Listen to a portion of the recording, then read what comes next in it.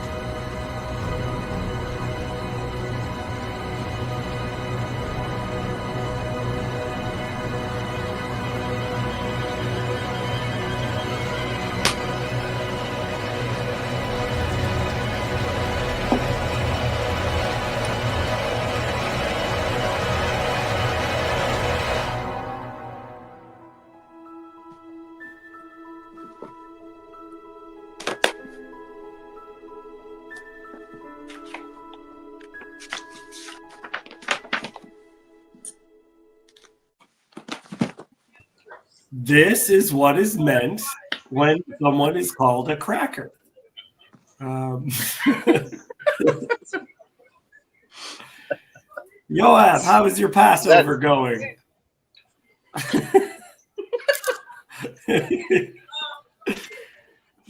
Just eating.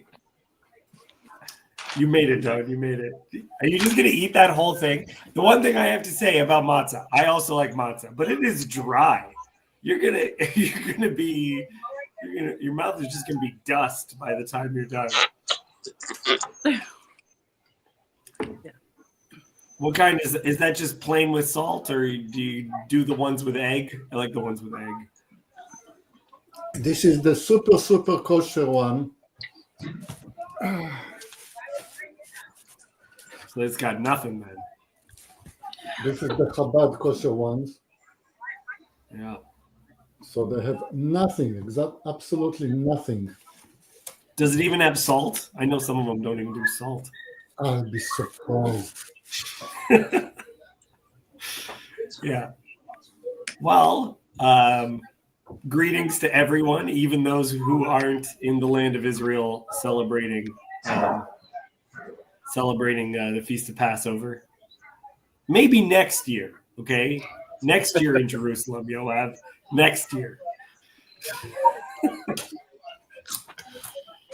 How's everyone else doing today? Cassandra, how are you? Good. Great. Excellent.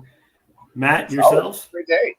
It's a great day, even though I just lost my sunshine to this big dumb building. But goodbye. Oh, no. My least favorite building in the world, right there. Oh man, I like the flower on your hat. I don't know if you always have a flower in your crown.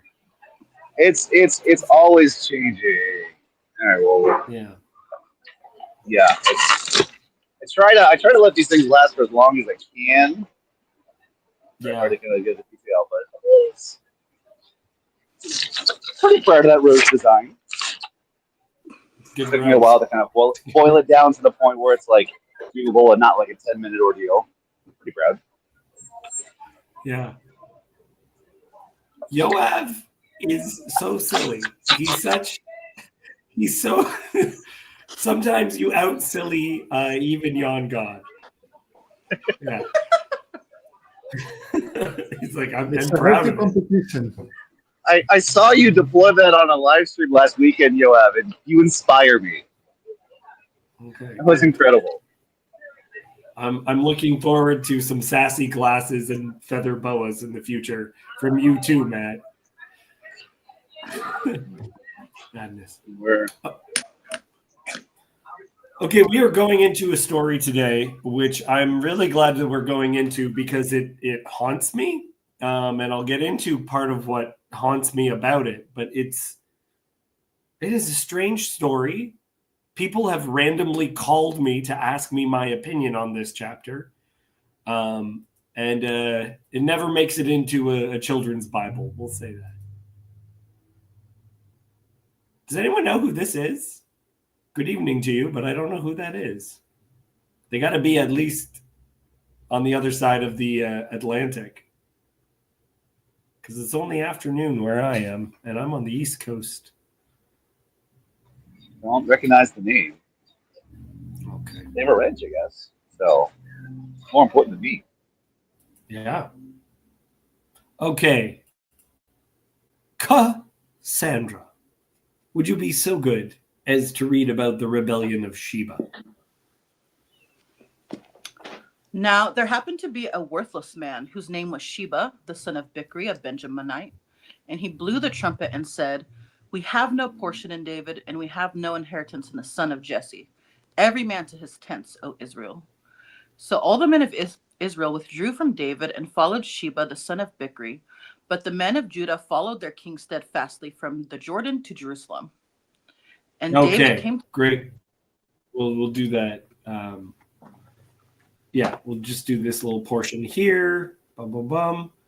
Benjamin causing the problem, right? They have a claim to a different king. So their entry point into it is, we have no portion in David, right? We were seeing this before. Who got to bring the king into the capital, who got to participate in the parade, became like a major mark of contention, right? And here we have this guy. I find it very interesting that he's being called a worthless man, because we have seen that term several times in 1st and 2nd Samuel, and in Judges too, where it'll say that people are lined up with worthless folk. Was that phrase applied to the guys David was gathering around him when he first went into the wilderness out of Saul's court? I'm not sure if it's the same term. Yoav, do you know? Because like when that happens to David, I feel like there's at least an imagistic parallel with Jephthah, but I'm not sure if like the word is the same. They're making sort of like moral character distinction between the two. Yeah. Yoav, do you have an opinion? What was the question? This use of the worthless man, is that the same term that's used to describe the people that David gathers in the cave of Adullam? Is that right? I think that might also be used with Abimelech. It's the same term from the beginning of the book. Yeah. Yeah, the two sons, right? Yeah. Yeah.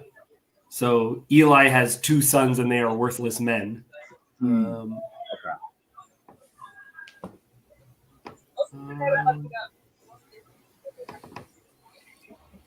So another name for the book is the Book of the Worthless Men. I like bookended by them. Yeah. Ooh, we got a worthless men sandwich.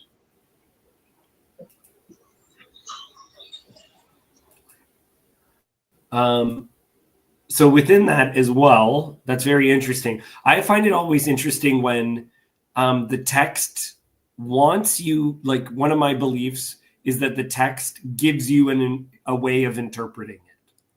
So that if you're paying attention, you'll know who's the good guys and who's the bad guys. And sometimes it's extremely explicit, where the narrator jumps in and says, to be clear, you shouldn't be on this guy's side. Right? So we know that David is having a bunch of issues and doing things that are wrong, but it wants us to know that this guy is not a good guy. Sheba, the son of Bichri, is not a good dude.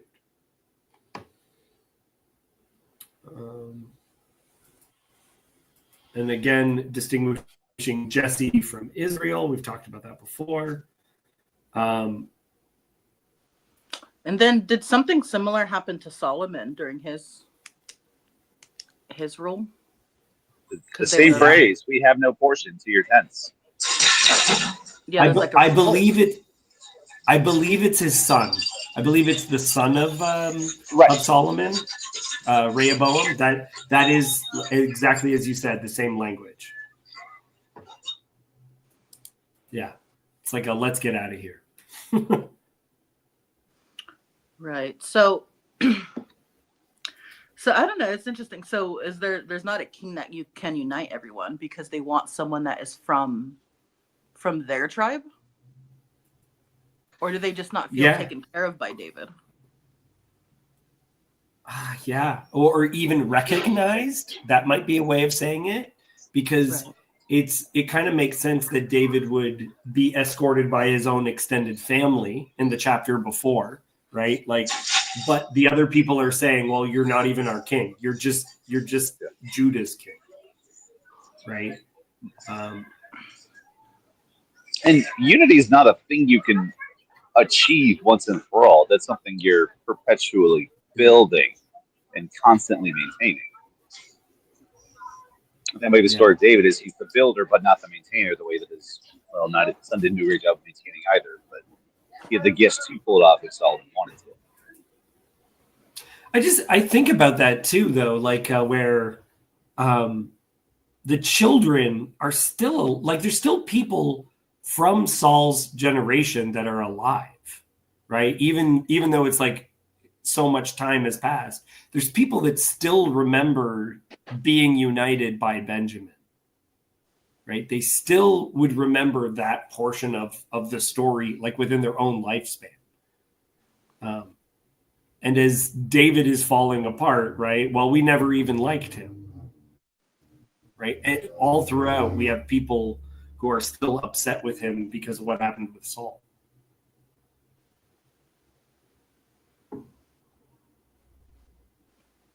Yoav, do you have any thoughts on this little section? On the introduction of this character?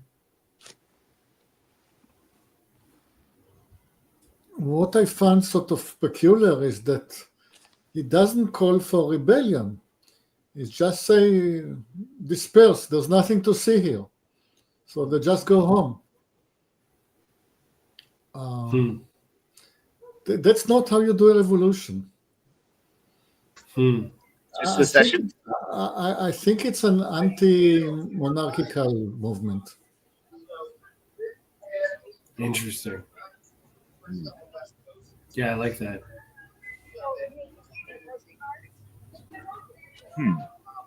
So to like kill the monarchy through indifference, just stop showing up to the temple for the festivals, just localize everything.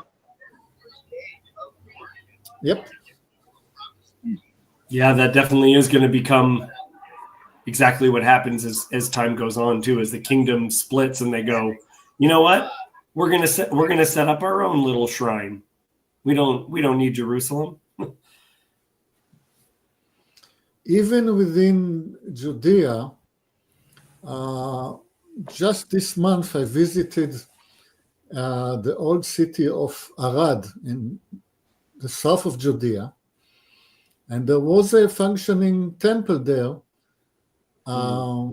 It took quite an effort for the Judean king to gather all the temples from Judea to Jerusalem. Yeah. That's so interesting. I'm finding a lot of this particularly interesting because, like, right now, my country is being told any part of it could join the U.S. And people like Michael Malice has talked about national divorce in the U.S. Like, to what extent is everything belonging to everything else? Like, are our countries united and being one thing? And to what extent could we just fracture at any moment, just when the political things shifted, where people say, you know what, I remember how things were 10 years ago, right? Or I don't even know how much time we could say has passed since Saul was king. I don't know. To answer your own God, Sheba should be just Sheva. It's the number 7. So the name is just the number 7. Why are you mentioning Elephantine Jews? It's not on topic.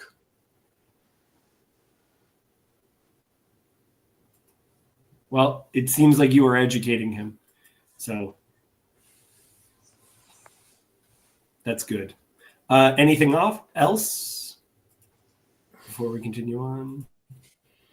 It's okay, Jan. Just general comment. The book is going to get ever more confusing from now on. And at one point, I will just shrug my shoulder and say, I don't understand what this people are doing.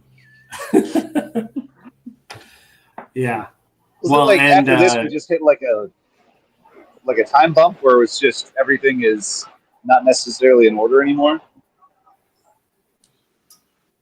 We've already hit that, apparently. Like Yosef said, that you can see things are a little bit out of order. And if you compare it with Chronicles, we're going to get different reasons why God is upset at certain points, which is a big deal.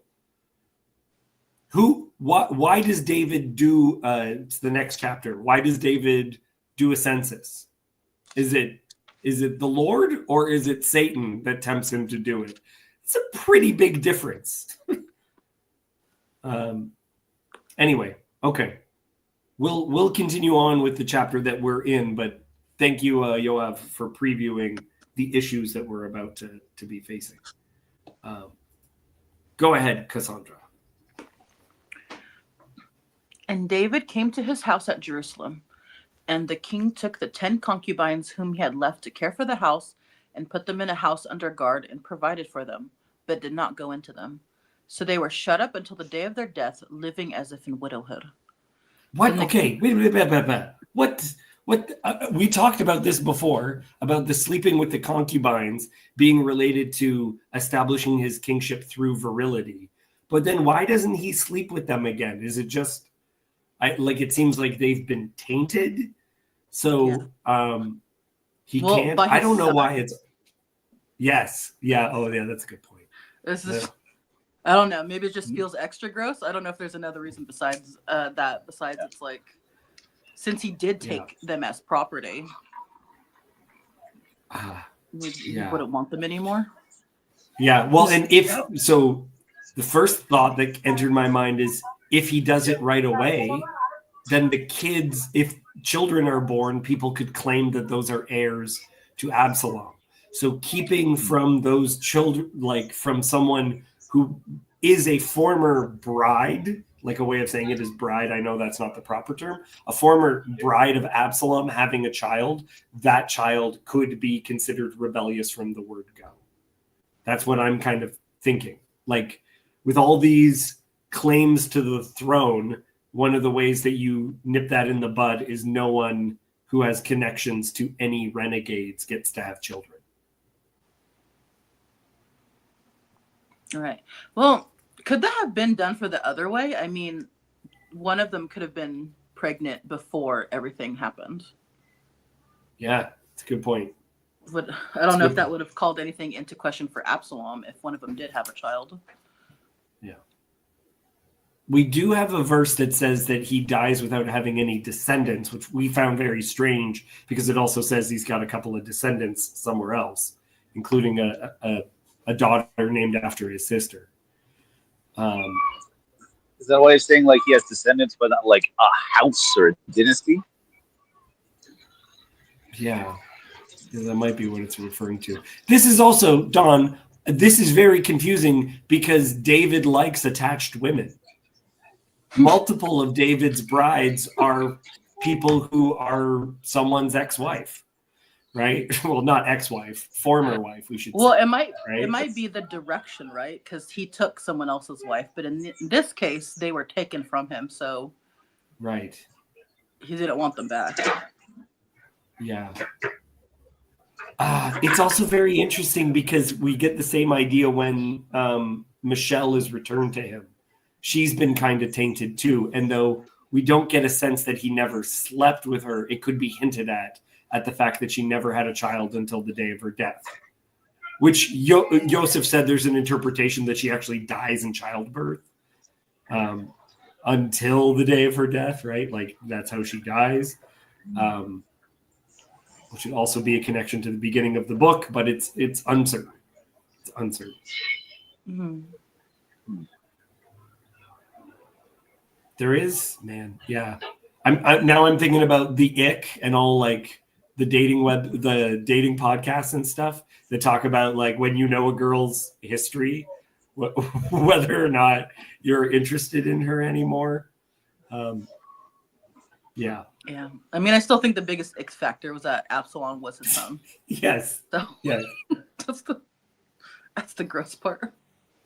Does make it a bit icky. I mean, is that just also potentially kind of listening to sort of like the intuitive wisdom of certain anti-incest laws in Moses? Sort of because these are cases similar to having two wives that are sisters and stuff like that. It's, I don't know, something like, it was not explicitly stated, but probably a good idea. Yeah, that would be condemned, for someone to shack up with a parent or child's. In view of those laws, what happens if it is David's opinion, not mine, David's opinion, that there isn't such a thing as rape, that there is always consent? And then there is reason to put blames on concubines. Let's say that this is his manifested opinion. Go back to the story of Amnon and Tamar. What if there is no rape? What if Amnon is not so much to blame and his killing by Absalom is not so justified.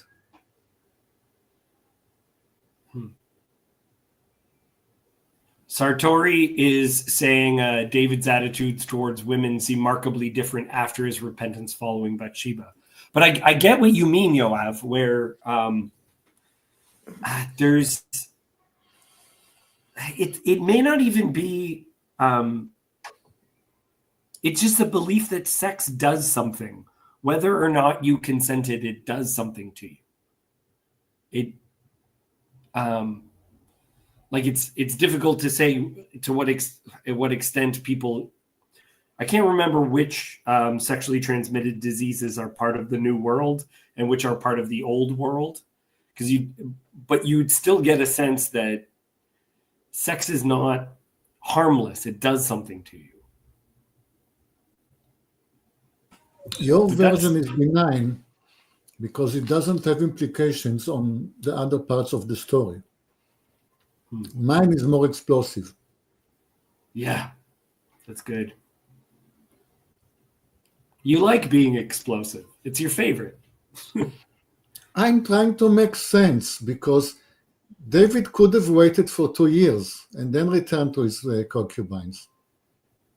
Right. Maybe there's something in the way maybe you can form attachments, because again, I don't know what the life of a concubine for someone might have been, or how long Absalom was, he was in David's house basically. But I guess I could also see that too as like a certain bonds or intimacy being made during the course of that time that would make David reticent to taking them back. He still took care of them and he fulfilled his responsibility in that way, but he just wouldn't rekindle that kind of intimacy with them again. I do like the fact that he takes care of them. Like that these women, it's not like these women are put to death or something like that. They are living like widows, but they are being taken care of by the king.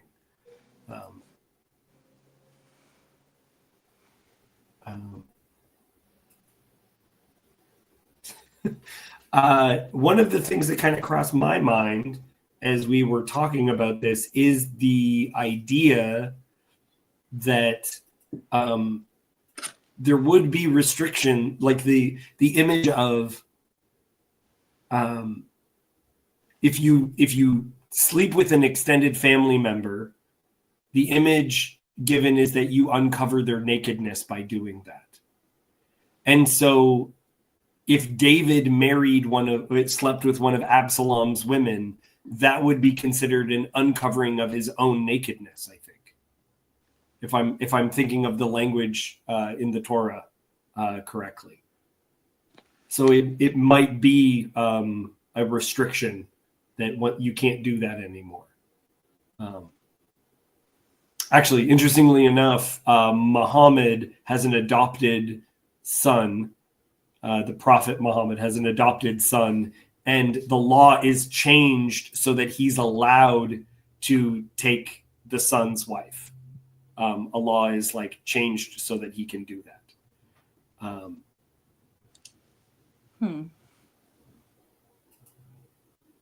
Sartori saying David did father other children with Bathsheba, and her role in the administration of the kingdom seemed significant at the end of his life when he abstained from consummating relations with Abishag. I was about to comment on that. This affair with Abishag maybe hints to that David just lost interest in his concubines and is finding a good reason to get rid of them.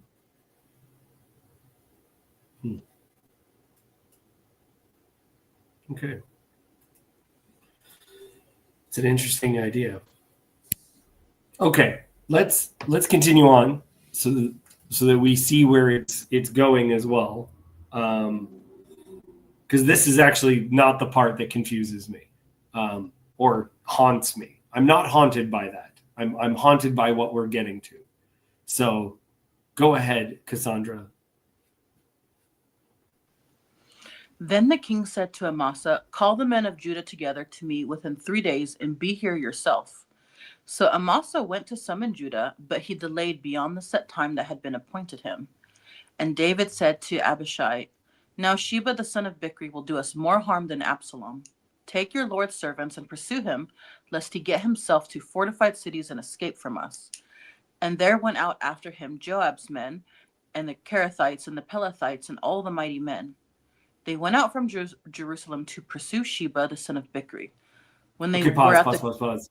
This right here is fascinating to me because this seems like it would have been Joab's responsibility in the past, but the chapter before, Joab has been revealed to be the devil, as Joab said.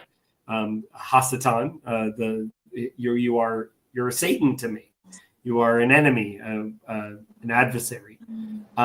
And so he's asking someone else. He asks someone else besides Joab to do it, but then Joab throws himself into it in the last minute, right? He gets, like, where does he get involved? Why is he part of this? He just is inserting himself into this situation. Especially last time when David asked for someone to be brought in alive, Joab killed him. So, okay, go get this guy. And we'll see what is going to happen. Okay, 1 second. Yanni, everyone is a Masoretic man unless stated otherwise.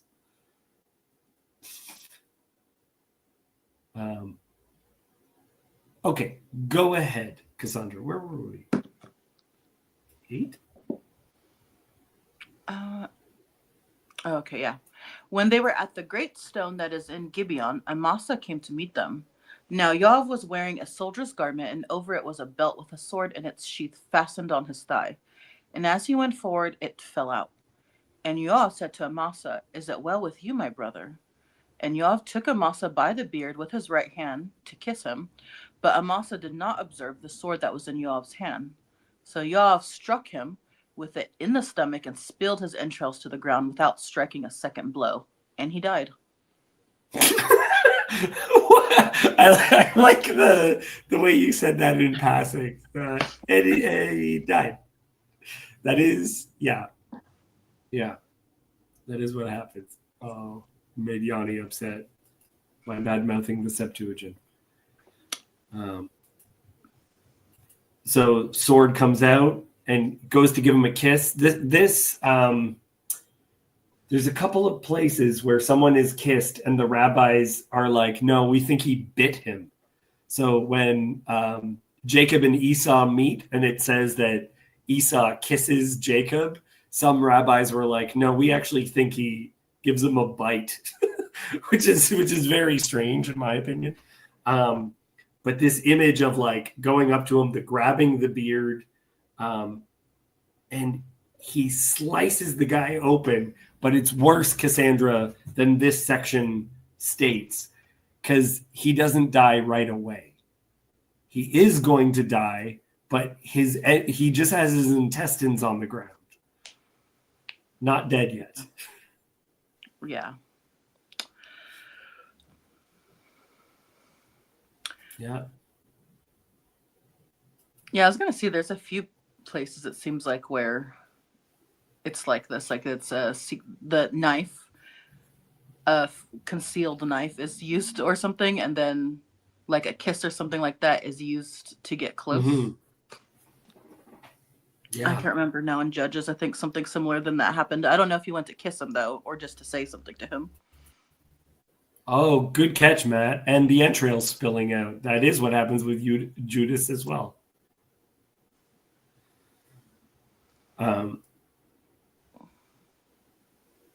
Although it's weird because it's backwards, because Joab is the kisser and Amasa is the entrailer. Yeah. The entrailer. I don't know how to. Like, spilling your guts is generally a good thing. Yeah. At least metaphorically. Yeah. Spilling your guts. But it's so interesting because he's killing this guy. Like, you can see his jealousy, his pettiness. He's going to kill this guy. And I find it so interesting that it says like the sword almost like slips out, and so he takes it as an opportunity. This is such like a thing in like movies and stuff too, when people are like kissing and then or giving a hug or whatever, and then all of a sudden one person just goes, ah! And then you realize they've been readying a gun or a knife or whatever. I do not detect any emotion with Yoav. I don't think it's jealousy or whatever. He's a butcher. He's killed so many people. It's just another day's job.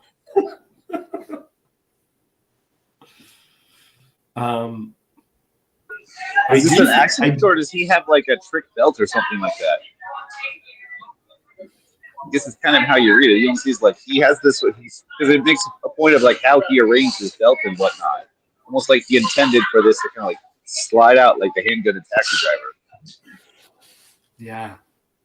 Look at this. This is great, Sartori. Judas is possessed by Satan. Satan is the kisser and the spiller of entrails. Also, this language, you're gonna strike him once, and he died, is what, unless I'm mistaken, Joab offered in killing Saul. When the spear's in the ground, he says, I could pick this thing up, drive it through him, and not even have to hit him twice. Right? So the not even hit him twice is an image. Mm. I was thinking that without striking a second blow, it was like he wouldn't finish him off. Yeah, that's good. Because I do hate that part. That's part of what is. Yeah, since like just cutting everything out of him would not kill him. At least not fast. Yeah. Yeah, your stomach is so strange for that. Because you like the major arteries are considerably more hidden, but your organs are going to be a problem. So you could slice someone right along the abdomen and their intestines could come out without hitting a major artery or without them bleeding immediately.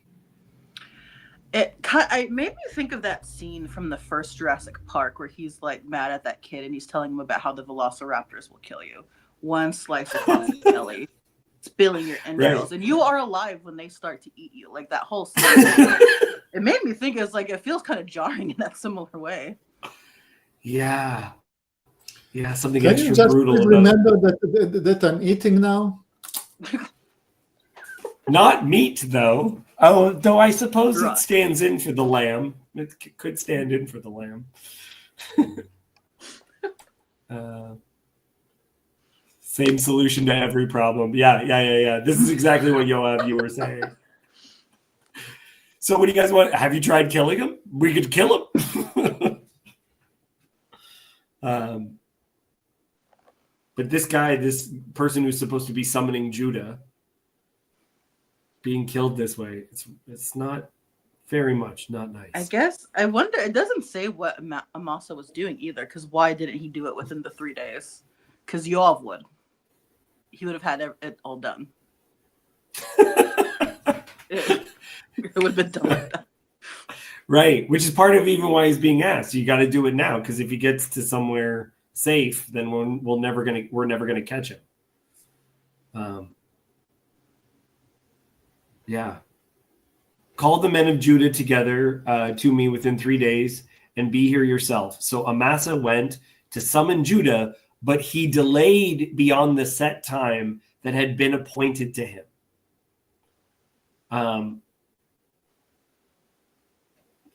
All of this is so fascinating as it relates. So there's been a delay, and David was wanting to act quickly, just going up like that. Exactly what you're saying, Cassandra. David would have gotten this done. And so Yoav is, I don't know, showing that he should have been the one chosen as well. That's part of killing him too. Gives him an excuse. Like he didn't have cause to act until the delay. Maybe. There's also something about Yoav that makes me think he doesn't have much patience for people who can't get things done like that. Like, I agree. You have a job, you have a goal. What are you doing? Because he I kind of, agree. yeah. But also, this is a time of rebels and a time of people switching sides. I also would imagine that Yoav doesn't trust anyone to be on anyone's side. So if you took 3 days to kill the traitor, you're a traitor now. Boom. Yoav has a way of solving these problems. Yeah. These people have a history of overacting when someone is a bit late. See the golden calf. Excellent. Okay. We are now into the part that haunts me. It's an image that has hit me when I'm laying in bed of this guy with his entrails laid out. Yeah, go ahead, Cassandra. Then Yoav and Abishai, his brother, pursued Sheba, the son of Bichri. And one of Yoav's young men took his stand by Amasa and said, "Whoever favors Yoav and whoever is for David, let him follow Yoav." And Amasa lay wallowing in his blood in the highway. And anyone who came by, seeing him, stopped. And when the man saw that all the people stopped, he carried Amasa out of the highway into the field and threw a garment over him. When he was taken out of the highway, all the people went on after Yoav to pursue Sheba, the son of Bichri. Oh, man. Like you said, doesn't put him out of his misery. He's wallowing in his blood, and they throw a towel over him. And for a little bit, you get this image that it's like a statement has been made. But Yoav is saying whoever favors Yoav and whoever is for David, let him follow Yoav, like Joab. David has just said, "What have I to do with you, you sons of Zeruiah," which is Yoav and Abishai. These are the guys that David is cutting ties with. And these guys are saying, if you're on David's side, you're following us. Right? So this stuff that's being played with. And then this guy just literally disemboweled and has throw a shirt on him and let's keep going. Well, notice he's got this, he gives them this unfinished conditional statement. If you're going to follow David, follow me. And the other half of that isn't spoken out loud. The other half of the statement is, if you don't want to do that, the other option is to lie wallowing in the street in your blood. Right. You can be like us or you can be like him. Which one you want? So you can even imagine the leaving him for any amount of time is a statement. It's a warning. It's an example.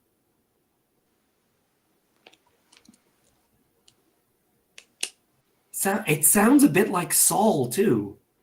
When Saul is wallowing and the guy kills him, that Yoav is not doing that, not putting him out of his misery. Don't worry, Yanni, we will read further. Anyone else? Just kind of wonder if the covering with the garment is at all echoing Noah and Jen, or whichever one, his son's covering his nakedness. I don't know. I don't know either. Yeah, I don't get the feeling that it is, because it almost it just seems like a very different image. Yeah, very much so. But I didn't see it when I saw that pure garment over it. I don't know. She went after later. I don't know if we know if they do anything else, because they roll him into the grass and cover him, so they don't have to look at him, and it seems like he's just left there. Yeah.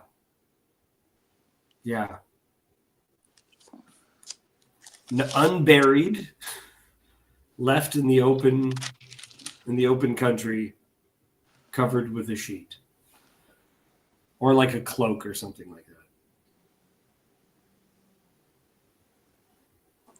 Yeah.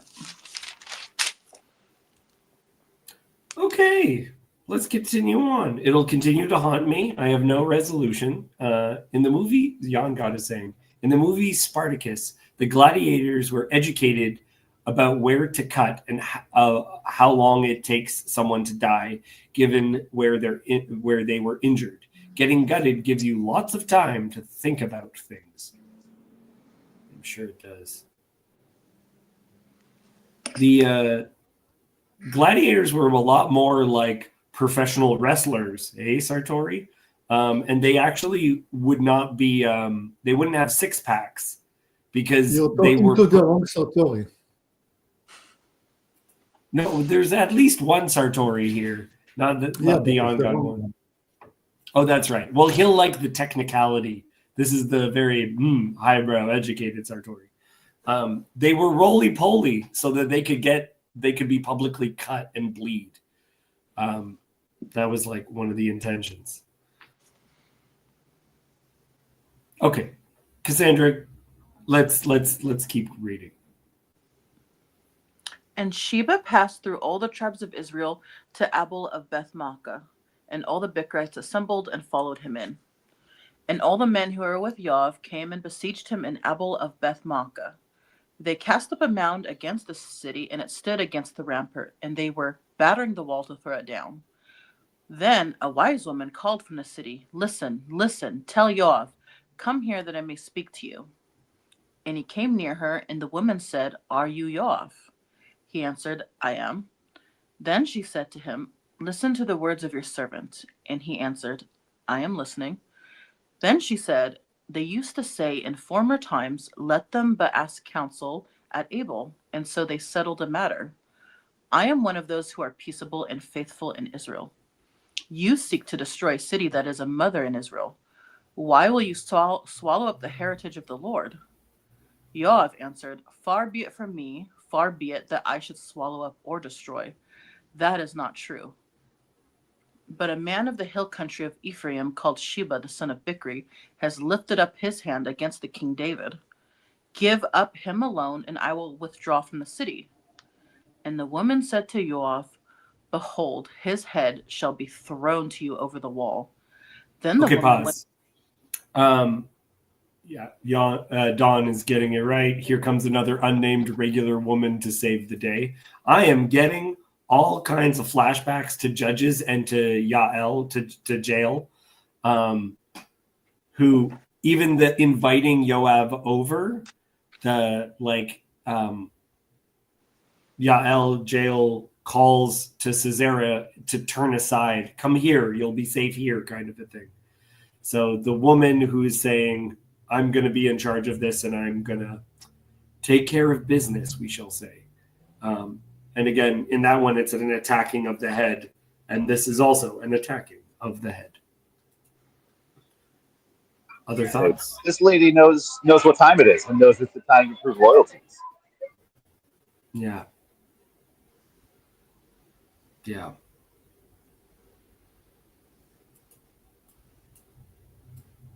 Man. Yeah.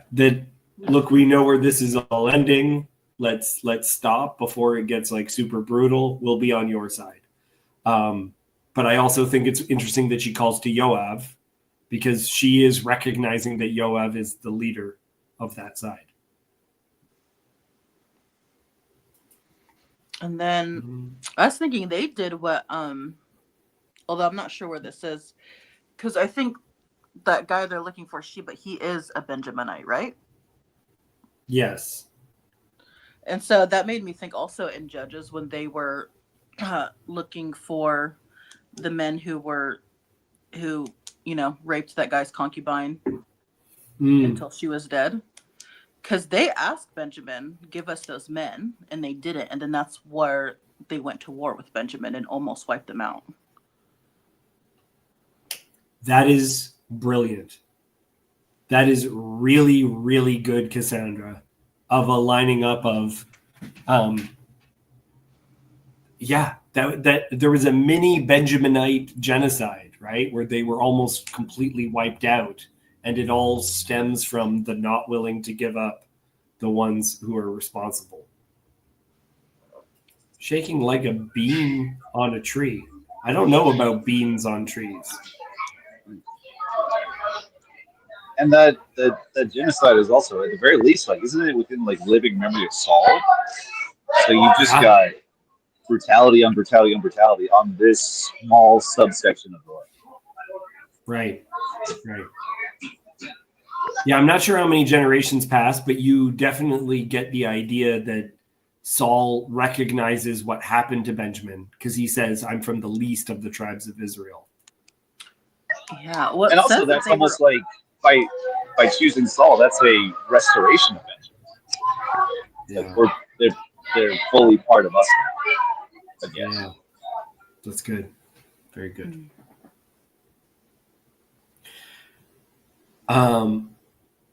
Let's keep going. Let's see what happens to this guy. Okay.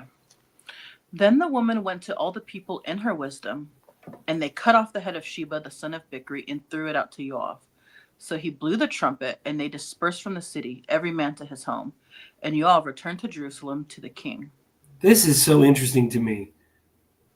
Went to all the people in her wisdom, right? Because we've talked about this, the use of the term the people, right? Is like, because sometimes a king has one group or another group. So like this guy is a dissolving figure, like breaking apart the groups. She's a unifying figure. That the people, it's like they take a vote. It's democratically determined that this is the right decision. Let's just cut off his head, blow a trumpet, and we can all go home. Yeah. Finish us off, Cassandra. Now Yoav was in command of all the army of Israel, and Benaiah the son of Jehoiada was in command of the Kerethites and the Pelethites.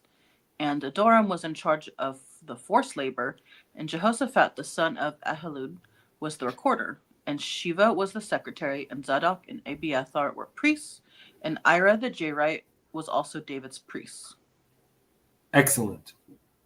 Yoav, do you have a theory as to why it ends like this? Because it does seem to me like this ending is somehow giving us an end of a section, because it's gonna jump around. Like the text is gonna go in strange places. Well, some important people were killed in this chapter, so the cabinet needs some reshuffling. It's good. It's like the Constitution being re-put back together. It starts with everyone to their tents, and here's reconsolidation of power. Mm-hmm. Like the king's back on his throne. Everybody else is like, we are back in charge. Yeah. Yeah, and now Yoav is the commander of the army of Israel, and not just like Judah or something, or David's army. Yeah.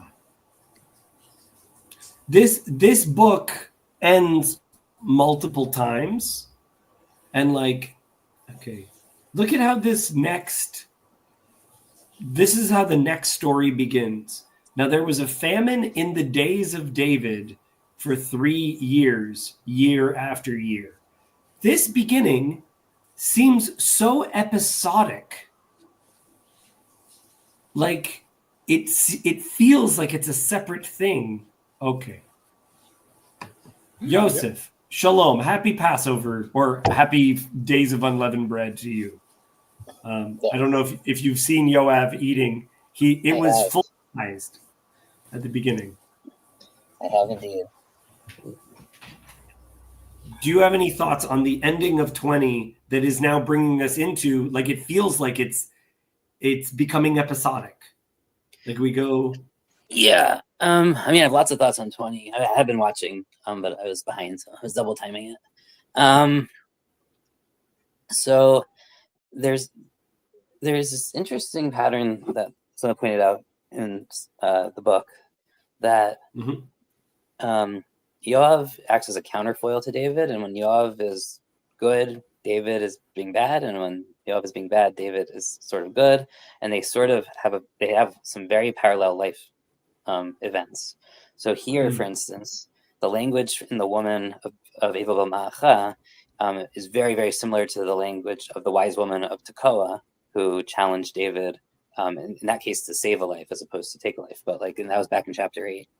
And the end of chapter 8 is almost the same as the end of chapter 20, except that a couple people have been promoted or changed slightly. And I think that is where I think it's very deliberate. So for instance, we see a change in the Sofer, like the royal scribe.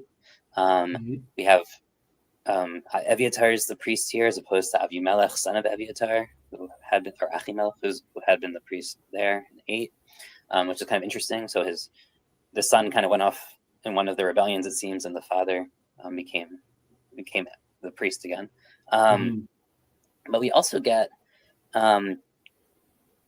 something that seems to hint that David is trying to control Yoav a little bit differently. In chapter 8, he was there was who is in charge of the Karatites and Pelatites keeps changing. He's associated with them in this chapter, but then he's not in charge of them, right? Like there's someone, Benayahu, gets put in charge of them, which seems to be some sort of rebuke or a way to balance against him because he's becoming too powerful, perhaps. Not in addition to not there's this weird thing. Are you going to choose between David, or are you going to choose between Yoav, who follows David, right? Like there's already this Yoav's sort of within David, but not within David, and I think there's already kind of a lot of very clear internal politics that David is trying to balance here. And this chapter is really just kind of giving us a skim over in some ways, even though we have a lot of gruesome detail. I think we're not seeing the story behind the story in some sense. There's also a lot of parallels here between in the book of Judges and the wise woman of Tavetz, who also does something very similar, right? So she sends the head, right? She sends someone ahead after advising them not to destroy a city, right? It's literally the same story, and we're going to see the same story again in later Jewish literature in the book of Judith, essentially. So we get this kind of theme. I think it's much stronger than the El connection, honestly, though that's also like a related story. But we keep seeing these wise women pop up in this period, and they take on this interesting role. Right? She calls herself a mother, like a mother of Israel, I think, in that chapter. In our current chapter, and we sort of see that language with Devorah too in her song. And the motherhood language too, where it's as a mother in Israel, right? She's the mother in Israel. And so there is this kind of interesting thing going on. We don't hear about wise men very often. I'll say that. There's lots of both evil women and wise women, and maybe part of that is because because women aren't named. So we just get adjectives for them. Maybe that's part of what's going on here. But at the same time, there is this kind of interesting theme of the wise women who kind of act as I would say, as almost like checks on the power of the king, and the role the women have in general, mediating David's kingship, has always been interesting, right? I mean, the young women before, and now with the concubines and with the wise woman, we kind of see some interesting play here, and some of it's gender. I don't know if all of it is, but there's a bunch of interesting things kind of going on. Yeah. Did you have any opinion on Yoav disemboweling this guy and throwing a sheet on him? He doesn't seem particularly competent. I think you guys were right. The question is, he's a new player. He doesn't seem to be able to recruit the Judean soldiers and draft them quickly enough. That seems to be why he's delayed, and because they're not interested in following him. Right? He doesn't have authority or credibility. They know Yoav, they trust Yoav, they want to go after Yoav. That's obviously causing problems. Whether Yoav actually suspects him of rebellion, that's why he thinks there's a delay, or whether Yoav just sees him as a threat to his own growing power, I'm not sure. Right? Does he see him as a threat to David or as a threat to Yoav? I think he's more seen as a threat to Yoav in this show. But obviously he has plausible deniability. I think we should notice the geography, because Amasa was sent to summon the tribe of Judea, if I get it right. He should have been going south. He should have already coming from the south with the crowd. And Yoav is going north after the rebellion. How come he's finding Amasa all by himself? I think there is more than incompetence, because Amasa should have been passing through Jerusalem with whoever he managed to gather. It means that he was going the wrong way and doing some other stuff in the north.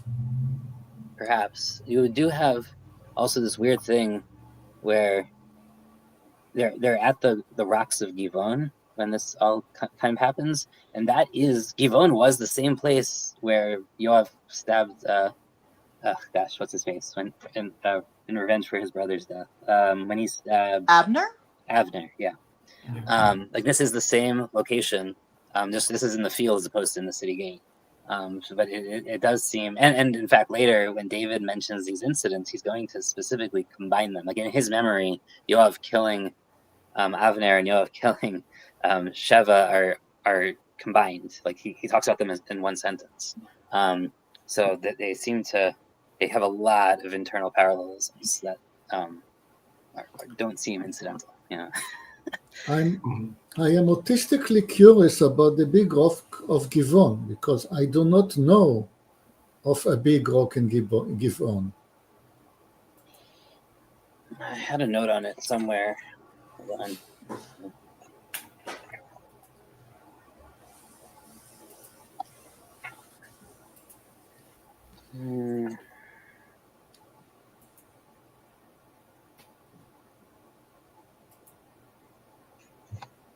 Anyway, we can keep moving on. If I can find the note, see if I thought I had it somewhere.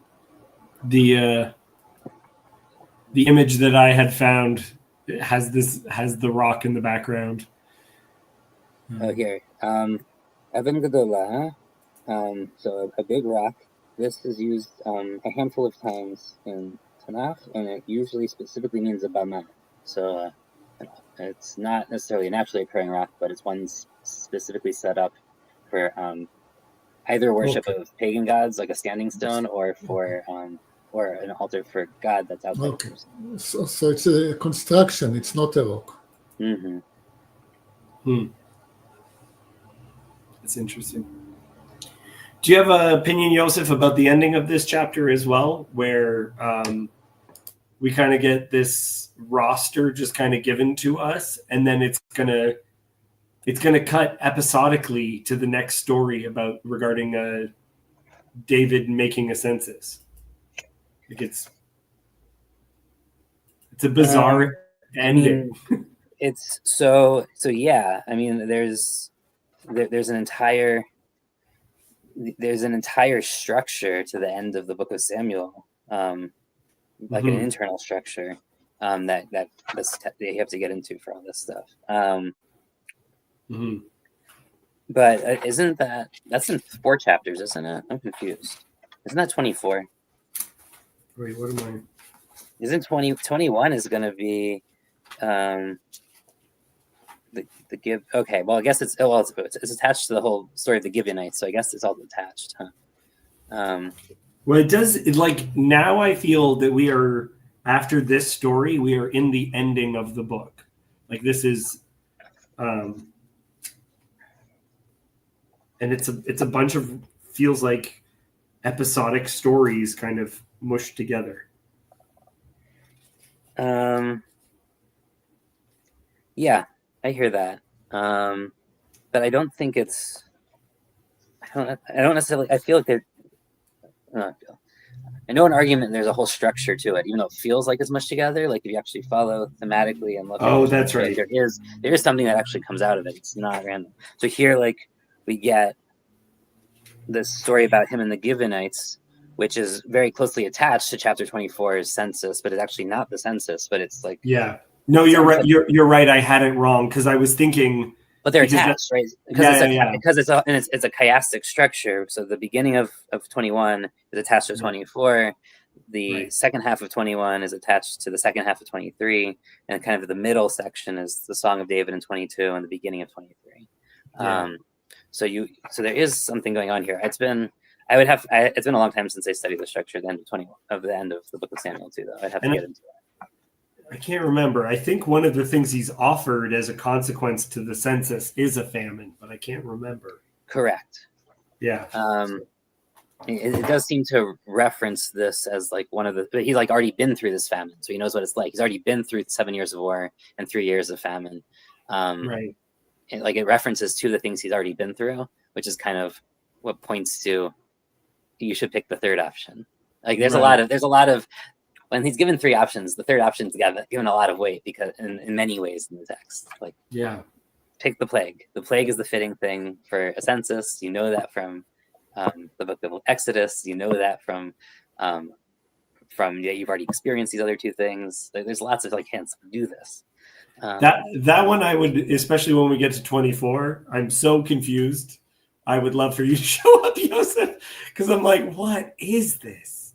Yeah. Well, I don't know that there is a difference between Satan and God, by the way, because Satan is just God's instrument. Yeah. So I don't think I don't think Chronicles is telling a different story. I just think it's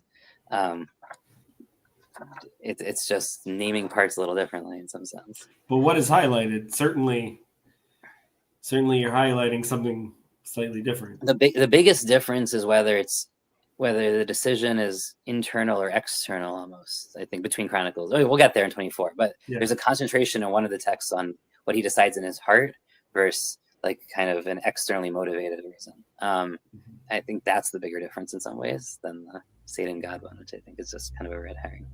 Mm-hmm. Yoav, did you finish your piece of matzah? I haven't seen it in a while. It's all done. It's all done.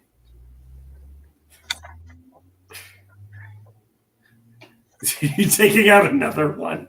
We're not going to go on for that much longer, my friend. Love it.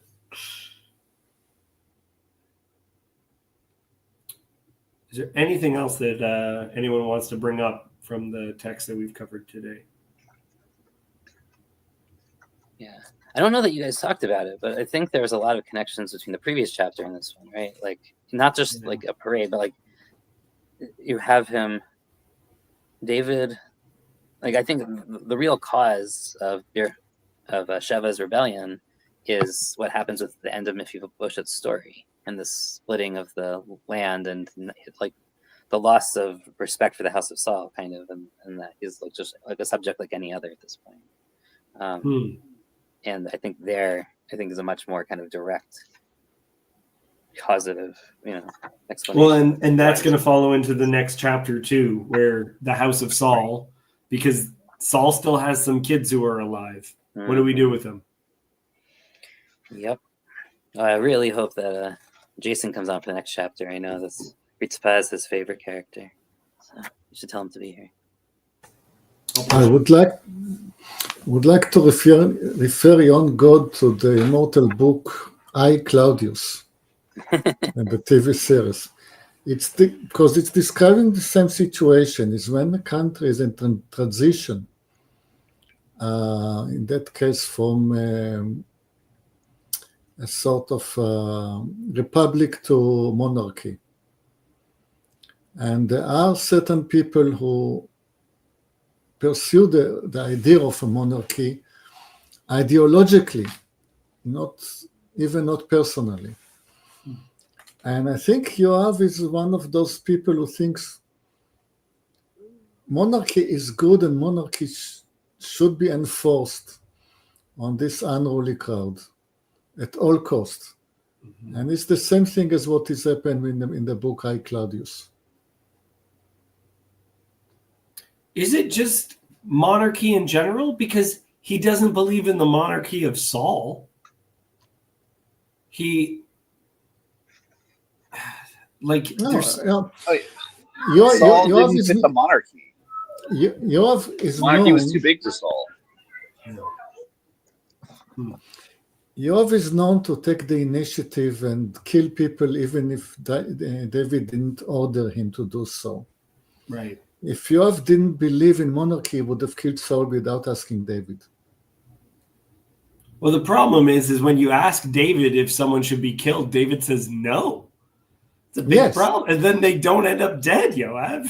You want them dead. You don't ask permission. You beg for forgiveness. Yeah, but the principle is not that he obeys the word of David. The principle is that he's a monarchist. Yeah. Fascinating. Chezi, hello. Happy days of unleavened. What do you say for happy days of unleavened bread? That feels wrong. It's not. You don't. It's the wrong reference. It's Moadim L'Simcha. You reference that it's Chol HaMoed, this like in between, like half holidays. Yeah. Because I know the Torah portion this week is referred to as Pesach 7. Well, no. So there's Pesach has unique Torah readings every single day. Okay. So today was in fact the 5th day is reading, right? So yeah, it doesn't work the same way. It overrides the standard calendar. It just happens to be that the 7th day of Pesach is on Saturday. Okay.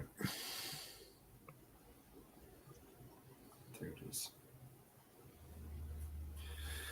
Okay. I think I'm going to call it this week. This was a really good conversation. Thank you, everyone, for coming out. Yosef, I'm going to have to make sure that you are indeed out for the end of this book. For 24, I've actually, someone had asked me about it last week, so I've been reading my sources on 24 recently. That would be excellent. Lots of good work done here. Kirk, hi. Hi, Kirk. Not even there. Okay. Mild confusion, still very welcoming. We'll see you guys later. That's a great fox that you got on your crown as well. Kindly. Also, before we go, I thought I should show off my balloon entrails here. Oh, those are your balloon entrails? I don't know if I like that. They're always on my hips, spilling out of my belly button, so it just seemed particularly appropriate today. Yeah. I hope you made a sword while we were talking. A balloon sword. I did, but I kept dropping it. I think maybe balloons would be a good medium to make a person with the entrails and with the muscle fibers. And I was thinking a lot about this when my IRL book club went through the Iliad. I know, I kept interposing that to my medium. I don't know, maybe someday. Yeah. Okay. Goodbye, everyone. Have a good one. Blessings.